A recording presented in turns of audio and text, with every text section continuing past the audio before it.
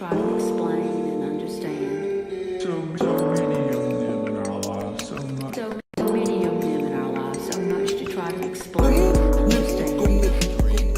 The clickbait explosion in Jesus Christ. The mystical mystery of the clickbait explosion in Jesus Christ. The mystical mystery of the clickbait explosion in Jesus Christ. Welcome to the Mystic Journey. I'm your co-journeyer for a time, Reverend Christian Jansen, and we'll be together for about 30 minutes, and this is a cosmic communication. I'm going to try to give you something helpful, transformative, and honest. We have ceased fighting everyone and everything.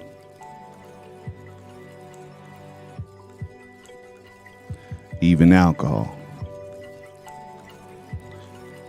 We have ceased fighting. The first time I read this,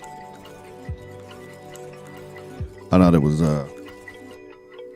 very radical thinking. Cease fighting. Everyone and everything. What that mean?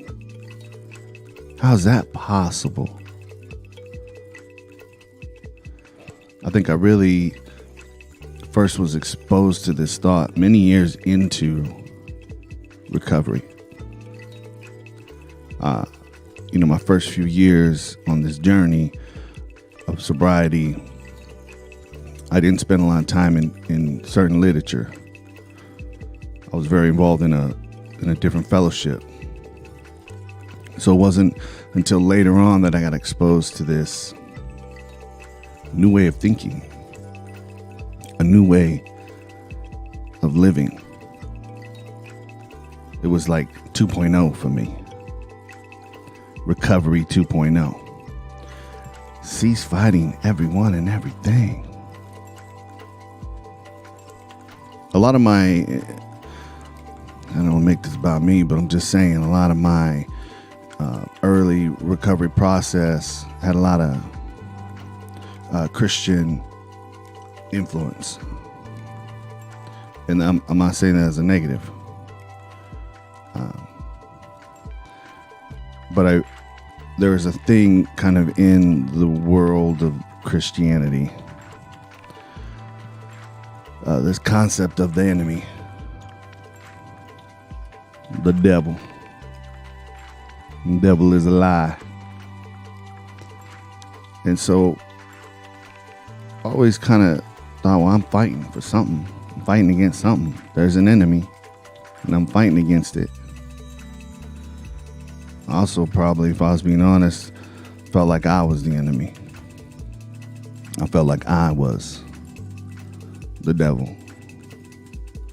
Just my selfish nature, my ability to fight everyone and everything, to get overly angry over petty things because I wasn't feeling heard or understood or wasn't getting my way. Much more than just not getting my dope, not getting my drink. Much of my time in addiction was escapism, unhealthy vacations, they told me in rehab. So, it wasn't until those unhealthy vacations stopped being fruitful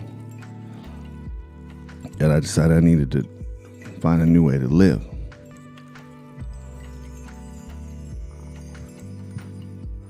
Cease fighting everyone and everything.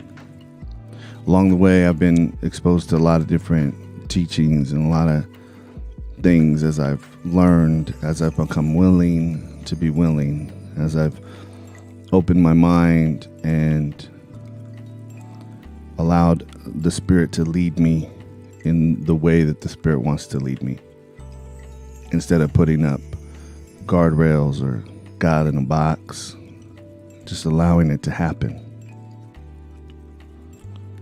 And one of the things that I read and was exposed to was this third way thinking. So to establish third way, maybe we got to establish dualistic thinking, which I believe I've talked a little bit about this on the podcast. And a dualistic thinking is a Western way of living and thinking. You know, something's good or bad. It's right or wrong. There's no in between. And dualistic thinking has its place. But I think that it doesn't have its place particularly in the Jesus story. Because in the Jesus story is this conundrum, this paradoxical existence of Yeshua of Nazareth, the Son of God, the fullness of God and the fullness of man indwelling in the same space. That's far out. That's hard to grasp. Two things as one. Not God, but yeah, God. Not man, but yeah, man. Yeah, man, yeah. That's a trip. That's different. Richard Rohr calls Jesus the Christ, the archetype for humanity. The Apostle Paul calls Jesus the second Adam, returning things as they were intended. That the fullness of God indwelling into the human space. God and man joined together.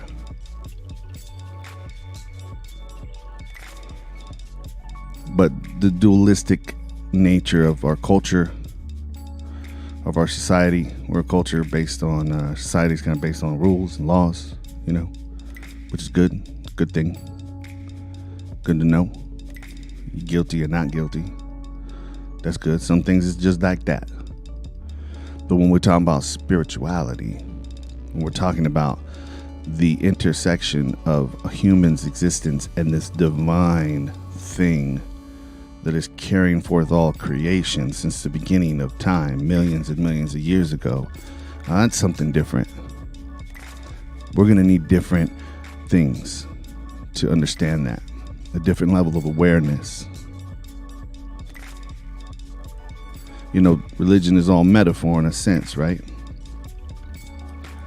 I'm going to get back to this cease fighting once I get through with this tangent, but it's all coming to me. So check it out. You know, there's this proverb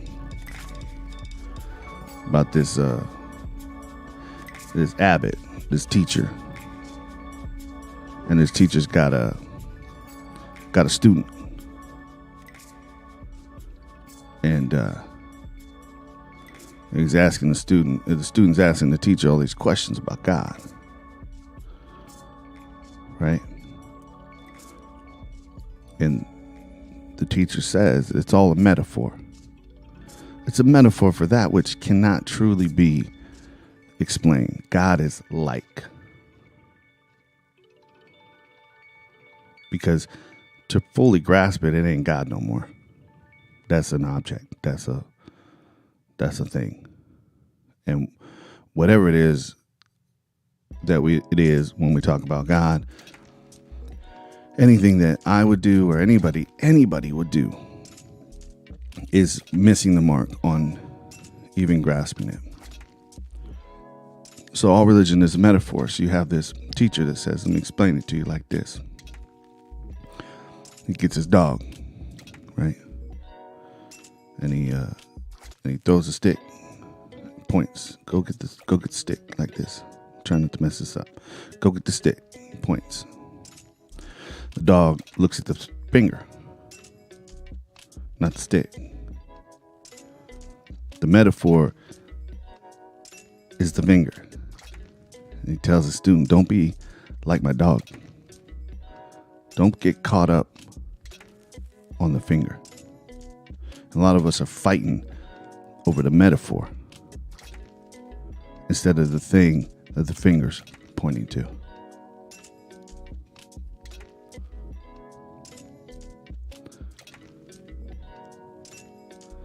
So I say all that to say that I was caught in that for a while, and even in recovery. It's not like I got sober and all of a sudden, like, I'm on the mystic. I was always on the mystic journey, but it's not like I knew what journey I was on, you know? A lot of this stuff is being continually broken off of me. It's continually being broken off of me. I'm continually awakening. And even the awakenings that I've had, they're still just fractions, blips on the screen. So this concept of third way thinking, right? Cease fighting everyone and everything. Third way thinking. This is how Jesus protests nonviolently. And a couple great examples. When Jesus says, if somebody slaps you on the face, turn your cheek. Right? A lot of, if you take that and look at it dualistically, it just means, okay, nonviolent, take the punishment, keep it moving. And this would speak well to a lot of sects of Christianity that is, favoring asceticism, right? I think that's the word, right? This like self-flatulations. That's farts. That's not it. You know what I mean? Whooping yourself in the back. You've seen it. You know what I'm saying? I don't got to sound smart. You know what I'm talking about. So the third way, though, this next level, though, because in that culture, right? And I believe in the parable, it's like he slaps you on the right. Right? Because they wouldn't hit you like with the left, because the left is what they use to wipe their butt. Right? So they didn't do that. So if he slaps you on the right, it means they gave you the backhand. Pop. And to give you a backhand in that culture, pop, meant you were subservient. You are lower class than me. So I'm giving you the backhand. Pop. And you turn your cheek. Now you put that person in a very awkward situation, because now they got to slap you with the open palm. Whapa. And anyone who sees them slap you with that open palm, whapa, they're going to think, oh, they're equals. Third way thinking. Nonviolent protest. Another example is, carry the pack, right? The soldier asks you to carry the pack, 1 mile, carry it 2, right? Because the law of the land was that the Roman centurions could ask their people in the cultures that they had conquered, they could ask them to carry the pack for 1 mile, but no more. So if you carry it 2, you're heaping a lot of shame on that soldier, because if that soldier gets caught and you've been carrying a pack for 2 miles, he's in trouble. Third way thinking. Cease fighting everyone and everything. That's crazy, right?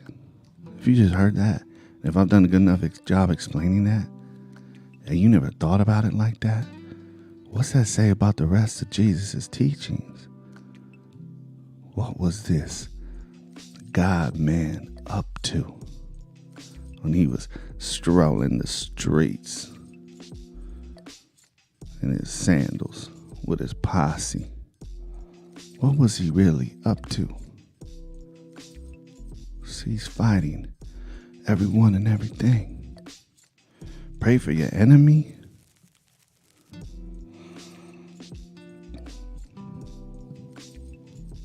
So what's interesting is that I don't really arrive in my story, my life, I don't really arrive to the understanding of this third way thinking until I get to this in the 12-step literature.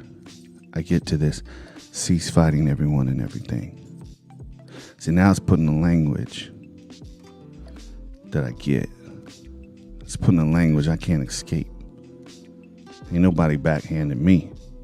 You know what I'm saying? We don't wipe our butt with our bare left hand.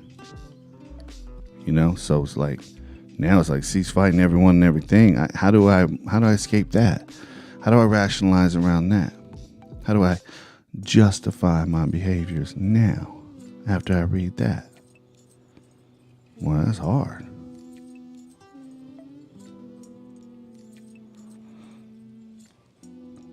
It's a spiritual program of action. And I believe that 100% about the faith of Christ.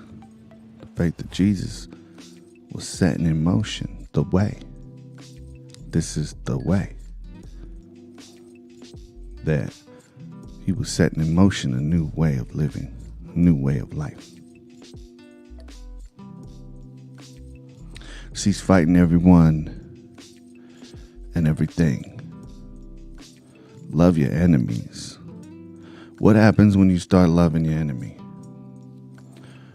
What happens? Do they stay being your enemy? I mean, they may think they're still your enemy, but once you really love someone, right? What is that? There's like a ancient proverb, right? Like if you understand your enemy, you know, you can cease hating them because you get them. I think it's the same thing with loving your enemy. There ain't no enemy. Because when I love that enemy, they cease becoming my enemy. They become my beloved. That's powerful. And living in that way consistently is, hard. Because I want to judge myself. I want to fight myself. So cease fighting everyone and everything. I'm in there. I'm part of the everyone. That don't mean to just untether my desires. Although there might be some use in doing that too. Kind of get to the edge of yourself, the end of yourself, the edge, and go, okay, shoot, I just gave myself totally over to my desires, and now I'm a clusterfuck of insanity. Maybe I ought to get it together. So this concept, cease fighting everyone and everything, I'm included in that.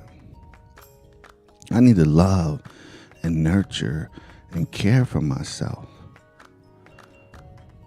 You know, for me, it's always so much easier to excuse another person's behavior, to love another person, and to accept another person for all their craziness. But when it comes to me, I hold myself to this standard. I got to do it right. I got to have the numbers. I got to have the information. I got to communicate it the right way.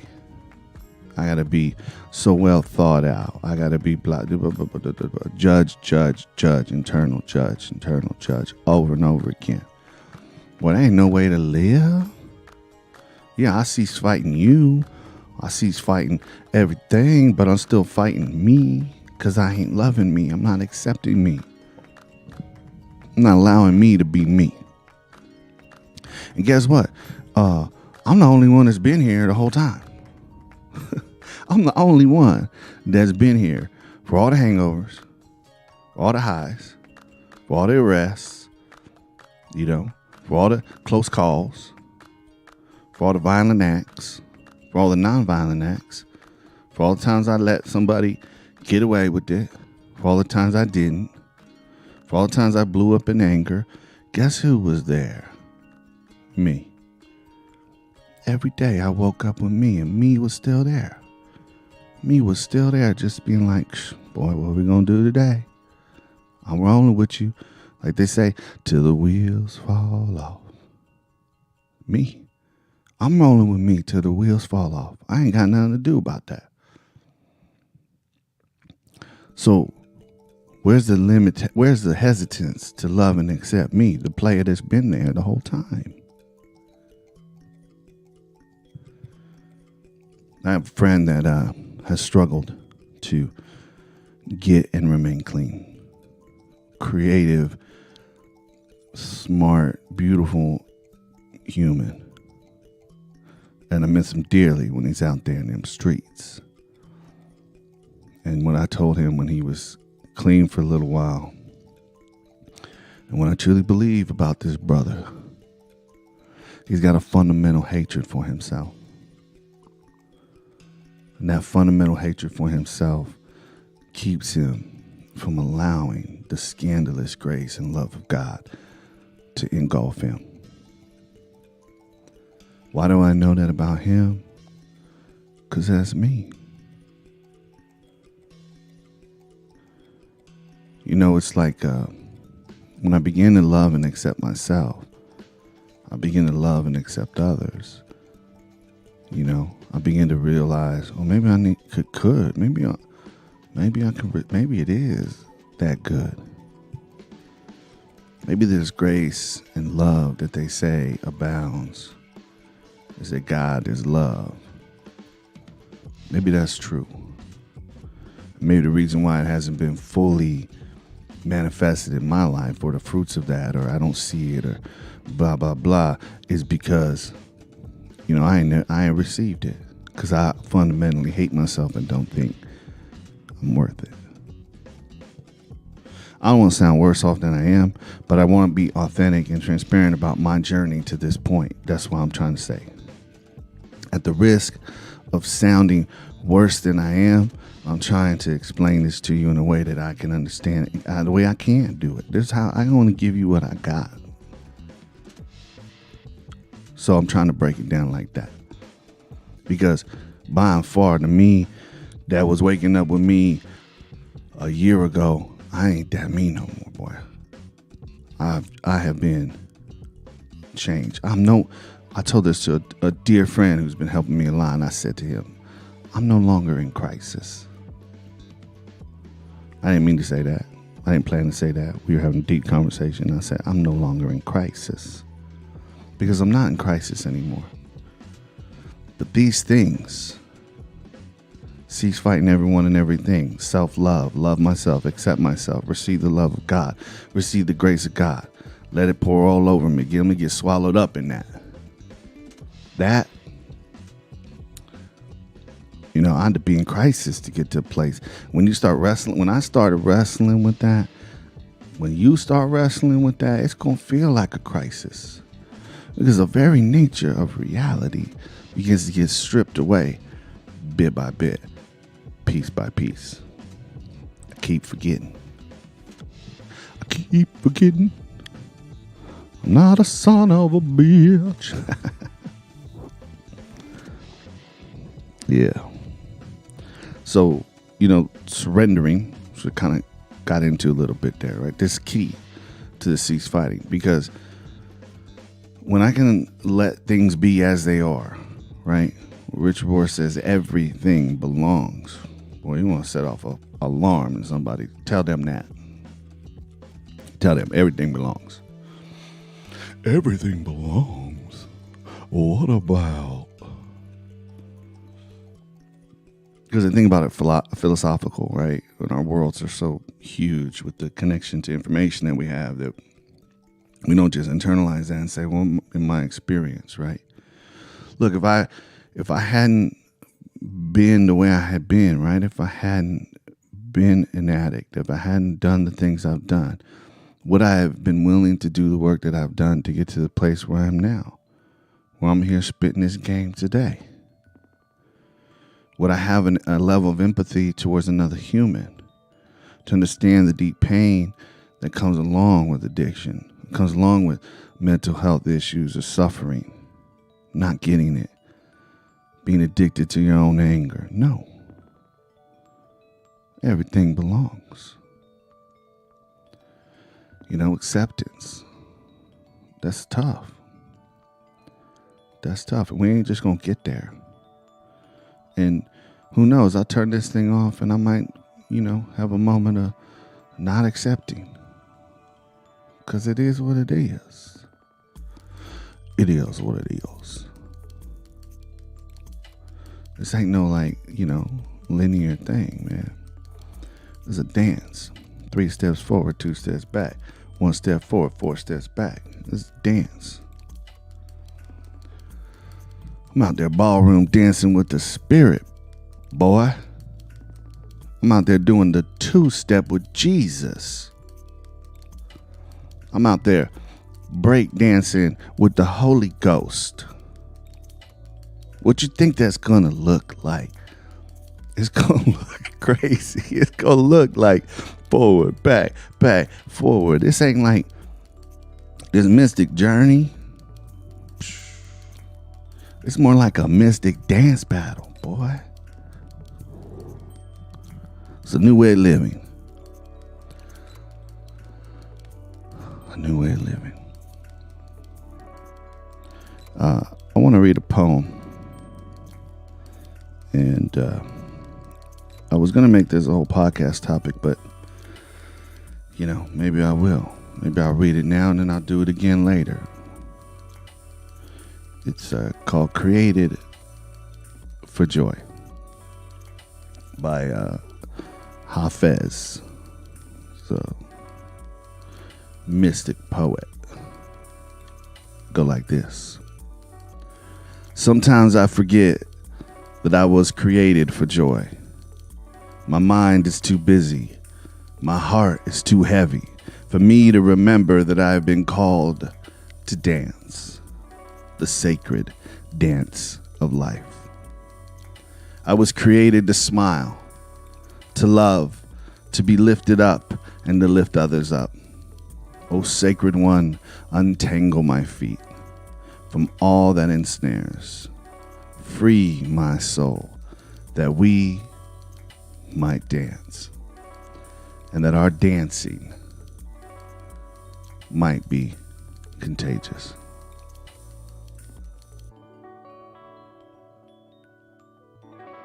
Yeah. Well, this message has been brought to you by the letter C. The Dr. Dre Super Bowl halftime. And the generous donors of Most High Ministries, the men and women who financially donate every month, some significantly, some, $20 a month, makes it possible for me to sit here and pontificate. And other things possible, like the 12-step retreat that I'm leaving to tomorrow. And that we're going to be doing every month, taking men through the 12 steps in 2 days. That's a mystic journey, boy. This weekend, super excited about that. Or like the parent empowerment seminar that we'll be doing in a few weeks, where we're doing a free online webinar for parents who have teens who are suffering with addiction, mental health issues, self-harm, and there's a lot out there. Those kind of things are possible because somebody donates, and that's hard to accept. That I need to be dependent on a community to gather around and do some things for me that I can't do. I got to receive that in a real way so that I can give it away. Well, that's it. Thank you guys so much for listening if you got to this part.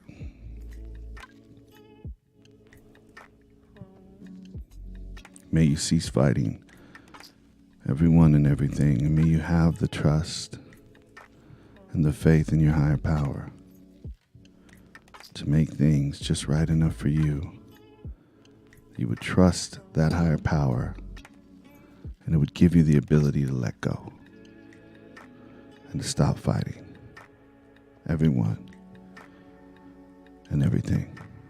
Amen.